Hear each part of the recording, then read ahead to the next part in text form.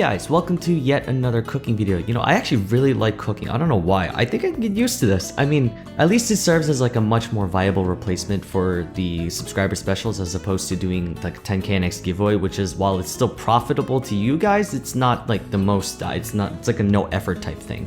But this, I actually enjoy doing quite a bit because not only do I get to make a decent video, but I also just get to eat my food.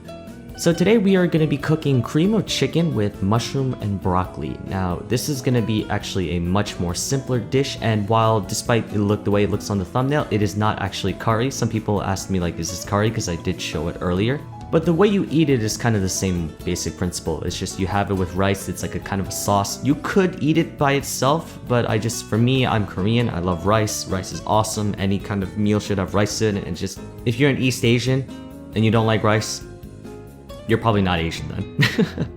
Okay, so the preparation, we're gonna obviously start off with the rice. Rice is, relatively simple. Once again, you just gotta wash it out a couple times, and you wanna make sure that the water in the rice is not too whited out. You notice like every time I wash the rice, it gets like the water gets more and more clear. And then you just put it in the rice cooker, or if you wanna use a pressure cooker is a little faster, but rice cooker doesn't take as much, I guess. It's a lot easier to use a rice cooker.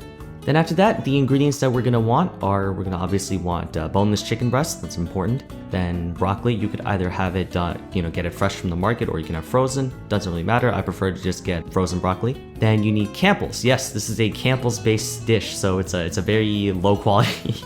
Honestly, doesn't really matter what you use, it's more just how you use it. So yeah, we're gonna be using Campbell's, and taking equal parts cream of mushroom and cream of chicken. We're gonna be putting that together.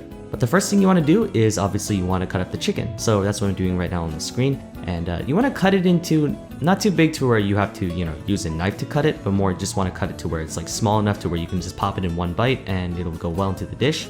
I probably could use some better knife skills, although I don't think they're too bad. As long as you can get the vegetables and the ingredients cut to the size that you want it to be, I don't think it really matters. It's just probably a case of how fast you should do it, but we're not in a rush right now. Okay, so now into actually cooking the full-on dish. The first thing you want to do is you want to take a medium-sized pot, or however many people you want to serve. It depends on just like the portions. Then you want to put a little bit of oil at the bottom. I personally like to use sesame oil, but you can use grapeseed, canola, you can use virgin olive oil, you can use that. Then you put a little bit of cooking spray just because, I don't know, it's a nice touch. Then just make sure you have it lathered all over at the bottom. And then when you're done with that, you start putting the chicken in. You want to first saute up the chicken to where it's not raw, of course. I would say for me, I like my chicken slightly more well done, to where it's like, it's a bit tougher. So I would just cook it up a lot and just keep mixing it around, make sure it browns nicely. And then you should start adding your seasoning in. We're going to be using the same Lipton onion soup mix. Once again, if you want to use your own brand of however you want to season your dish, you can do it that way. Normally I would use onions and I would use a different kind of seasoning, but just because I was pretty lazy during that time, we're just going to stick with the soup mix and then add a couple of other seasonings along with it.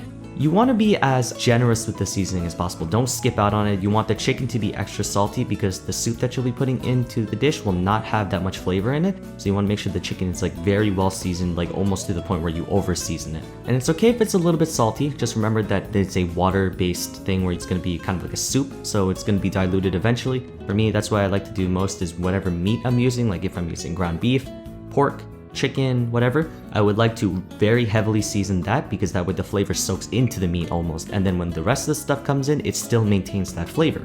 So then after a while, it's gonna take a bit. You're gonna have to kind of eyeball it. There's really no way to tell if like a chicken is, as opposed to ground beef where it turns brown or starts to like darken a bit, same with pork, you'll be fine with that. But with chicken, you don't obviously want it to turn brown because then you'll have burned it. Just give it a couple taste tests. Alternatively, what you could do is you can just give it a little poke. If you feel like it's a little too squishy, then you might want to keep it going for a little bit longer. And then once that's done, it's time to start adding in the soup.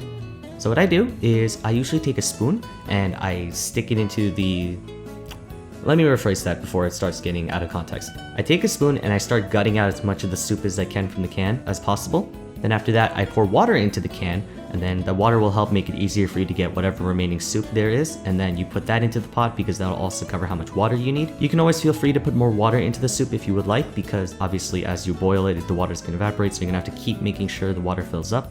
Quick note, this burns pretty quickly, so you don't want it to be sitting for too long, just because even though it looks kind of like the curry I made last time, it is much thicker consistency, so it can burn, so just be mindful of that. Then after that, you're just gonna wanna stir until the soup starts breaking down, until it becomes a much more kind of like a saucy consistency. It's gonna take a while. This part is a bit tedious just because at this point you're just waiting for it to boil. What you want to do is you want to continue stirring until the soup goes to a boil, and after it starts boiling, you want to turn the heat down, add a little bit more water, and then it's time to start adding in the broccoli. That's the last ingredient. You can add whatever else you want. Honestly, there's no specific thing you want to add, but for me, I just decide broccoli. Broccoli's perfectly fine. Sometimes I might throw in carrots or some other vegetable for me. I like to make dishes that are relatively wholesome, so they have, equal parts protein, carbohydrates, and vegetables, just because it makes it a lot better for me to eat with a good conscience, because I am very health conscious, so that's just me. But if you guys want to skimp out on the vegetables, feel free, that's perfectly fine. And then after that, just continue mixing. The broccoli cooks very quickly, so you only need to put it in there for, I guess, the minute or two before you're actually done with it. Once you're all done, take out your rice. By then, your rice should also be finished as well. It's roughly about a prep time of maybe 30 minutes or so, depending on how slow you cook it, or how high you turn up the heat. And then once again, you can have the dish done in a much more presentable way, where you have the bowl and then you have the rice on one side of the bowl and the sauce on another. Or you can be like me and you can just pour it all over the rice and then have it that way. This dish was a bit more simple than I would say the curry. It doesn't require as much prep work. I mean, you just have to cut the chicken and that's it. I'm not really doing anything particularly too intensive when it comes to cooking, just because while I can try to cook other dishes that involve a lot more prep work, I don't really think that's going to help you guys out too much in terms of making the dish yourself if you want to replicate it. So I'm going to stick to making simple dishes, and I just want to say thank you again so much for all the support you guys have been giving me, and I'll continue to make these cooking videos alongside my other videos.